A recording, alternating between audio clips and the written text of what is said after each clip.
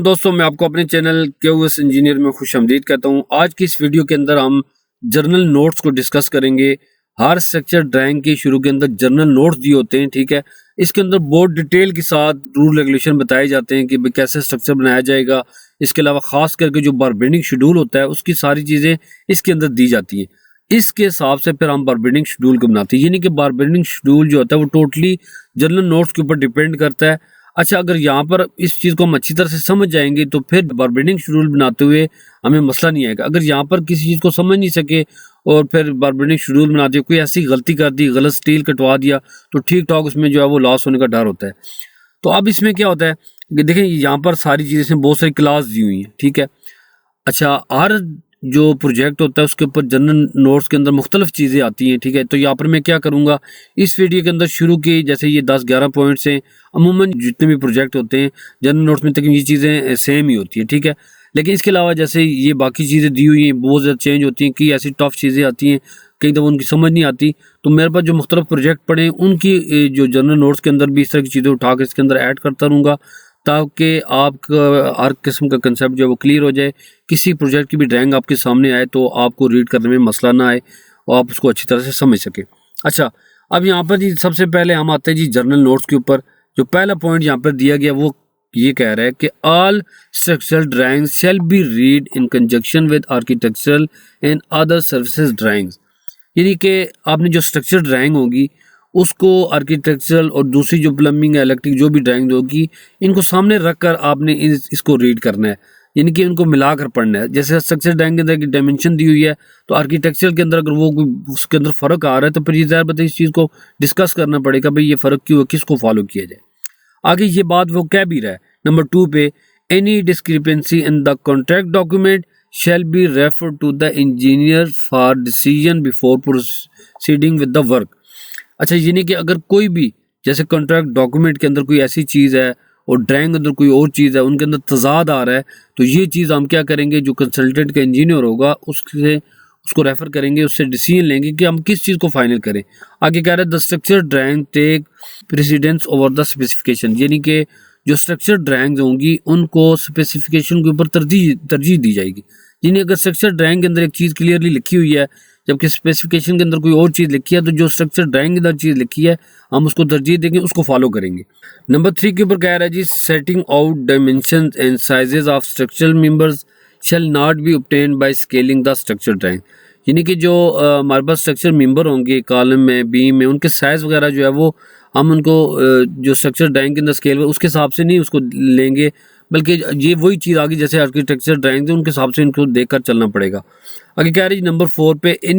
Any setting out dimension shown on the structure drawings shall be verified on site with the architectural drawings. यानी कि ये कह रहा है कि भाई अब जो स्ट्रक्चर ड्राइंग्स हैं, ठीक है, उनके अंदर कोई डायमेंशन वगैरह दी हुई हैं, तो अब हमने क्या करना है कि उसको साइट के ऊपर उसको वेरीफाई भी कर लेना है। जैसे कि हम स्लैब का बारबेंडिंग शेड्यूल बनाना चाहते हैं, ठीक है, अब साइड के ऊपर दीवारें लग चुकी हैं, ठीक है, शटरिंग वगैरह लगी हुई है, तो अभी उस स्ट्रक्चर ड्राइंग के अंदर जो स्लैब के साइजेस वगैरह दिए हैं तो उसको साइड के ऊपर वेरीफाई भी कर लेना है। ऐसा ना हो कि यहाँ वहाँ पर जाकर पता लगे 1-2 इंच का फ़र्क है, स्टील कटवा दिया, स्टील छोटा कटवा दिया, ठीक है, तो अब उसके हिसाब से जो नुकसान हो जाएगा तो ज़ाहिर पता है ये चीज़ का मसला बन जाना है। तो ये चीज़ें हमने क्या करनी है, वो साइट के हिसाब से उसको देखना है। और आगे ये बात कह रहा है कि the contractor shall be responsible for verification of all dimension. यानी कि ये जो ठेकेदार होगा, कंट्रैक्टर होगा जो काम करवा रहा है, वो इनका डायमेंशन को वहाँ पे साइट पे वेरीफाई करने का वो जिम्मेदार होगा। अच्छा, आगे कह रहा है जी नंबर 5 पे,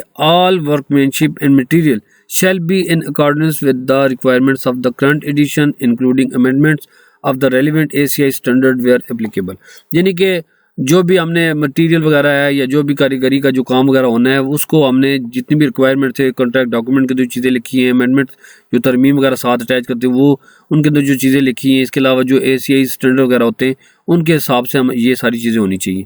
नंबर 6 पे कह रहा है जी, वाटर स्टॉपर, उसका फिर आगे उसमें बताया कि 10 inch by 6 mm thick with bubble shall be used at every construction joint in retaining वाल। अगर किसी का भी रिटेनिंग वाल वगैरह बन रही है तो वहाँ पर जो हम जॉइंट वगैरह होगा तो वहाँ पे यहाँ पे ये बता रहा है कि वहाँ पे अपने वाटर स्टॉपर जो है ना वो इस्तेमाल करना है। नंबर 7 पे कह रहे जी, all drawings should be read in conjunction with architectural, structural, electrical, plumbing, HVAC other relevant drawings, यानी कि वही चीज़ कि जितनी जो आर्किटेक्चर ड्राइंग्स होंगी, ड्राइंग जो अब हम रीड करेंगे, ठीक है, तो वो सारी आर्किटेक्चर, स्ट्रक्चर, इलेक्ट्रिक, प्लम्बिंग, जितनी ड्राइंग जो इन सबको आपस में मिलाकर हमने रीड करना होता है। यानी देखना होता है भाई, ऐसा ना हो कि स्ट्रक्चर के अंदर कुछ शायद लिखा हुआ है, आर्किटेक्चर के अंदर कुछ लिखा है, इलेक्ट्रिकल के अंदर या कोई और चीज़ लिखी है, तो इस तरह का जो अगर कोई फ़र्क आएगा तो वो फिर वही बात है कि हम जो कंसल्टेंट का इंजीनियर होगा उससे ये चीज़ पूछेंगे। नंबर 8 पे कह रहे जी स्लैब रीइंफोर्समेंट स्टील स्प्लाइसेस, यानी अब लैब की यहाँ पर बात कर रहे हैं। तो ये अब लैब में कह रहा है जी, नंबर 1 पे कह रहा है for bottom bars locate splices over supports, और जबकि नंबर 2 पे कह रहा है for top bars locate splices at mid Spain और L/3 of Spain, L of longer Spain. अब ये यहाँ पर क्या चीज़ कह रहा है, मिसाल के तौर पे हमारे पास स्लैब है, ठीक है, ये स्लैब है,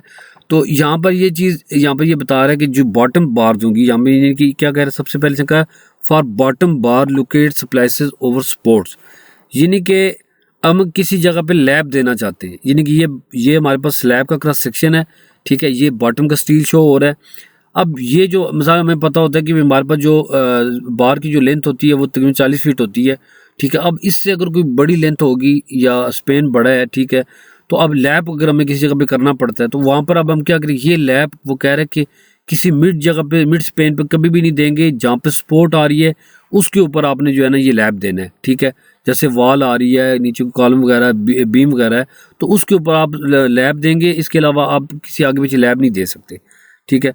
और जबकि ये कह रहा है जी नंबर 2 पे for top bars locate splices at mid Spain और L/3 of Spain, L of longer Spain, यानी कि आप टॉप बार के लिए क्या कह रहे हैं कि देखिए यहाँ पर तो अभी ये सिंगल मैश है, ये सिंगल जाला है,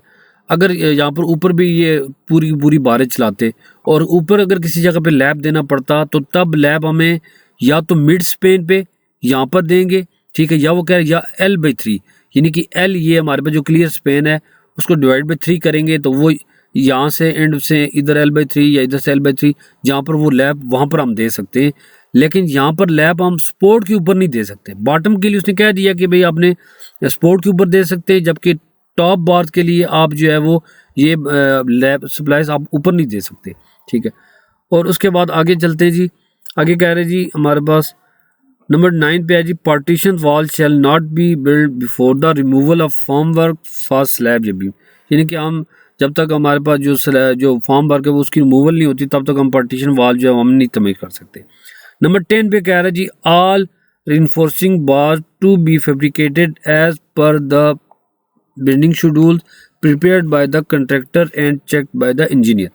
बहुत ही अहम बात है यहाँ पर, ये कह रहा है कि भाई आपने जो स्टील कटवाना है, बेंड करवाना है, वो जितनी चीज़ें होंगी वो अपने बिल्डिंग शेड्यूल के हिसाब से जो कि कंट्रैक्टर ने तैयार करना है, जैसे कंट्रैक्टर क्या हुआ जो बिल्डिंग शेड्यूल तैयार करेगा and checked by the engineer, और फिर जो कंसल्टेंट का इंजीनियर होगा वो उसको चेक करेगा, अगर उसके अंदर कोई चेंजिंग वगैरह करवानी हो करवाएगा, ओके करेगा, फिर आपने जो है ना वो स्टील कटवाना। ऐसा ना हो कि भाई हमने जो शेड्यूल बनाया उसके हिसाब से फिर स्टील कटवा दिया, बाद में पता लगा जिसकी अप्रूवल नहीं हो रही है तो अब ये सारा स्टील ज़ाया हो जाएगा, 2000 रुपये वो कंट्रैक्टर के खाते में पड़ जाएगा। और नंबर 11 पे कह रहा है जी detail of beam top bar, यानी कि अब वो बीम की टॉप बार की डिटेल बता रहा है। और यहाँ पे ये इसने चीज़ बताई है कि भाई जो हमारे पास जो टॉप बार है, ठीक है, उसमें एक तो ये कह रहा है कि L/4 ये वाली लेंथ बता रहा है L/4, और ये आगे ये वाली जो बता रहा है जो डेवलपमेंट लेंथ है वो 50D बता रहा है, यानी कि 50 multiply by dia of bar, तो यहाँ से डेवलपमेंट लेंथ आएगी और ये L/4। यहाँ पर मैं आपको बीम का सेक्शन भी बता देता हूँ, ठीक है। जैसे ये हमारे पास बीम है, ठीक है, तो ये इसकी टॉप बार है।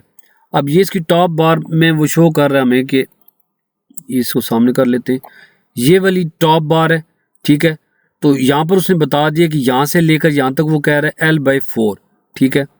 यहाँ से लेकर यहाँ तक वो कह रहा है L/4, ठीक है। और उसके बाद जो आगे ये वाला जो L बन रहा है जिसको हम डेवलपमेंट लेंथ कहते हैं, वो इसने यहाँ पर बता दिया जी ये 50D होना चाहिए। अच्छा, जबकि अच्छा ये जो है ये वाला एंड सपोर्ट की बात कर रहा है, ठीक है, एंड सपोर्ट की मतलब जो बीम हमारे पास एंड सपोर्ट के ऊपर आ रहा है। अच्छा, यहाँ पर देखें आप नीचे कॉलम में, ठीक है, और यहाँ पे बीम जो है वो कंटिन्यू हो रहा है, तो इस केस में क्या होगा, यहाँ पर इसने बता दिया कि इस केस के अंदर हमने इसको L/3 रखना है, ठीक है। ये देखें, ये यहाँ से कह रहा है कि L/3 तो मिड स्पेन के लिए उसने यहाँ पर बता दिया L/3। अच्छा, यहाँ पर देखें कि ये किसी और ड्राइंग का था जनरल नोट, लेकिन अगर ड्राइंग के अंदर ये क्लियरली चीज़ मेंशन है